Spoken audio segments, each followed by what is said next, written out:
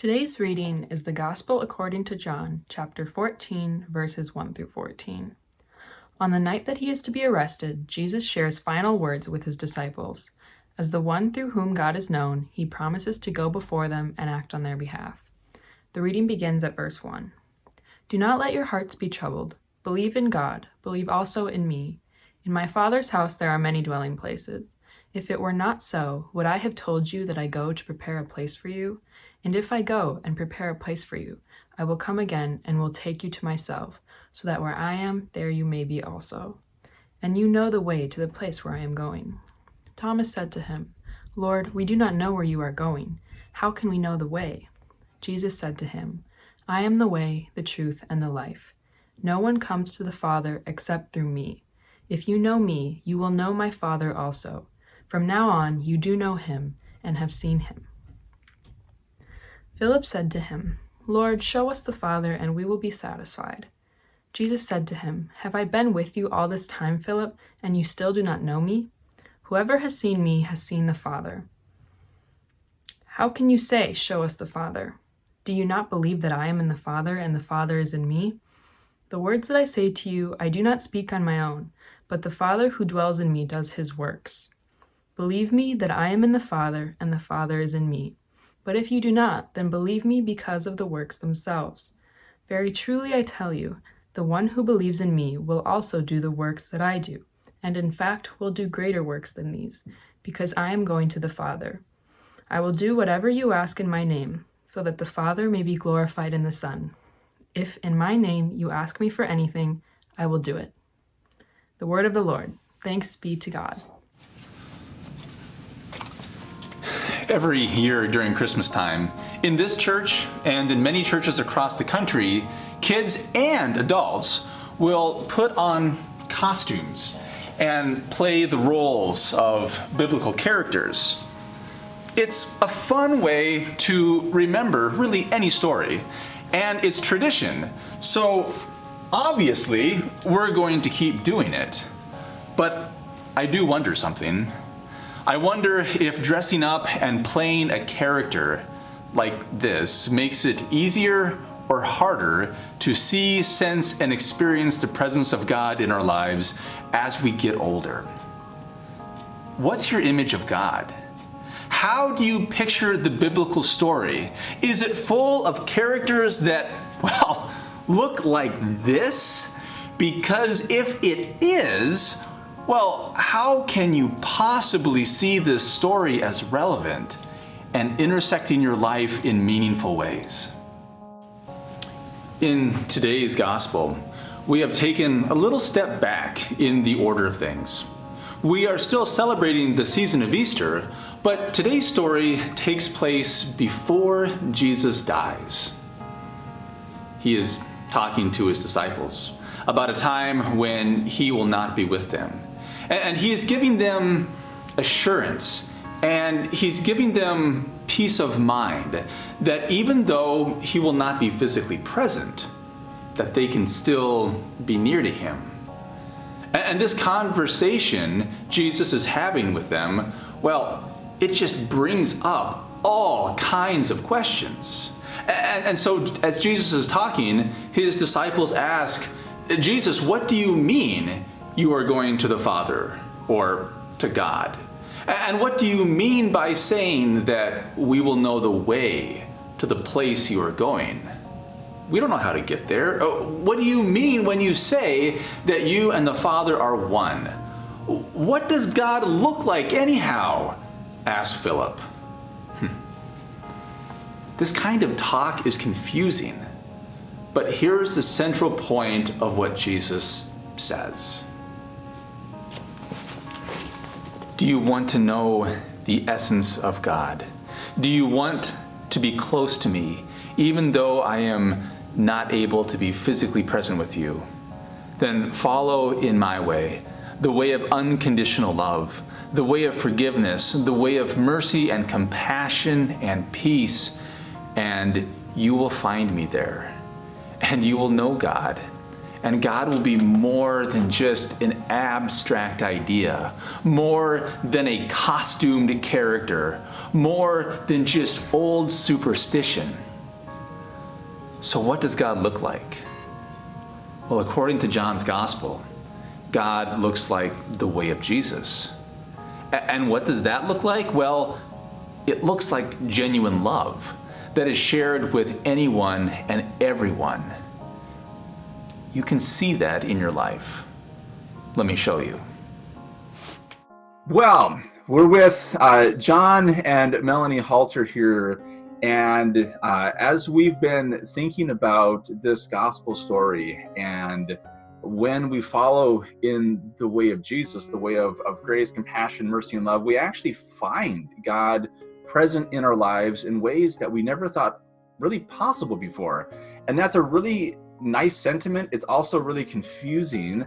So I've asked them to share just a little bit of their personal story to help put some flesh on this today. And so, Melanie, if we can start with you, can you just do a quick intro of you, John, and just where has your life been recently? Yeah, sure. Well, I'm Melanie, husband John. We have 4 kids that all attend Bethlehem. And about a week ago, our youngest daughter, Claire, who is 6, almost 7, she has epilepsy. And so she started to have a seizure in the middle of the night. And in the past, we've been able to kind of contain her seizures or stop her seizures. But this particular time, her emergency medication wasn't working. And so we had to call 911, and which is scary in itself. You just never know, what the emergency room will bring in this time. And I rode with her to the hospital, to the emergency room. And while in the emergency room, it got to be pretty intense. She couldn't breathe. And so they looked at me and said, if you have somebody to call, you need to call, and they need to come now. And so I was kind of texting with John back and forth and sending pictures and said, now's the time to come. And he got to the emergency room, and everything just seemed to be kind of going wrong. And they finally got her breathing stabilized, and her seizures a little bit under control. And she was airlifted to St. Cloud Children's Hospital in St. Paul. And so we rushed as fast as we could to St. Paul, watched her get on a ventilator. And I mean, her little body was so still, and all this kind of happened in the middle of the night. So I think by the time we kind of got settled, it was maybe 5 o'clock, 6 o'clock in the morning.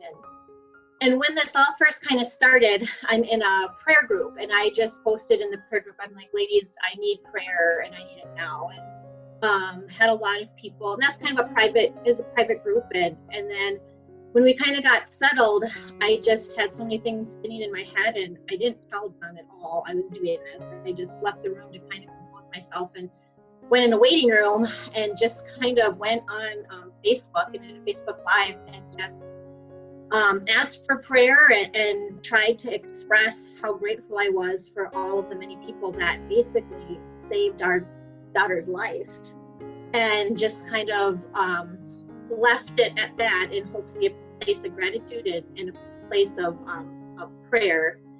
And then I guess John can kind of take it from there, I guess. Yeah, so John, I guess the question is, so Melanie put this out, people responded. I mean, a lot of people responded, and you were able to get, well, tell me what happened. I mean, how many responses did you get? And really what I'm looking for is, when you were getting those responses through Facebook, through text messages, through phone calls, through whatever, what did that feel like? I mean, what was that for you guys? It was humbling. Obviously, we went through a very scary, kind of traumatic experience there, and maybe I didn't realize it until you're in it, that you need that faith circle, you need that support system to get through something like that. Like I said, it was 2 in the morning, 1 in the morning, and we're scrambling, we're leaving the house. We left our 3 other kids in the house with little more than a word, and we knew that our support system would pick up the pieces. The support system is, Melanie had some informational updates on Facebook that literally hundreds and thousands of people were praying for our family and for Claire. People were reaching out individually with messages and bringing food over to the house to help Grandma and Grandpa watch the kids. Without that support system and that kind of power of prayer, I don't know that we'd have gotten through it. I shared with a number of people, that you go through ups and downs emotionally through an experience like this. A number of times during my low point, I would go to some of those messages and comments and voicemails and just kind of use those to kind of help build myself personally back up. And I think the rest of our family did that. I know our kids back at home, we talked to them frequently, and we saw them go through their ups and downs, and we saw them, respond to that outpouring of support and concern for our family. It was truly humbling and needed at a time like this. I don't think we often realize just how big a deal it is to be present for one another.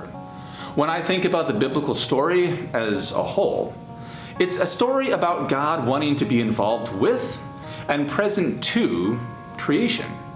Jesus' ministry is all about being present with people, especially those who find themselves not being cared for, emotionally, spiritually, and physically.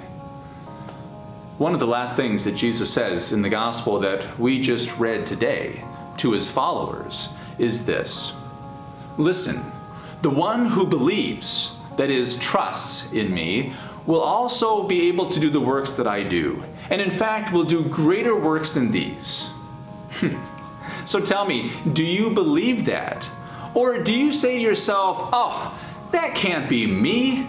That's not who I am. I can't measure up to that. Well, you really miss the mark when you make the story of your faith, the story of Jesus, the biblical story, into an intellectual exercise about incorrect belief and correct belief, and fail to see that it's a way, a movement, a lifestyle that addresses the deep human need to be seen, to be cared for, to be in a relationship, to be loved. Unfortunately, it's often in the midst of your hardships when you see your need for God's love and mercy so clearly. It's often in the low points of life when you understand just how powerful it is to be seen and noticed by another.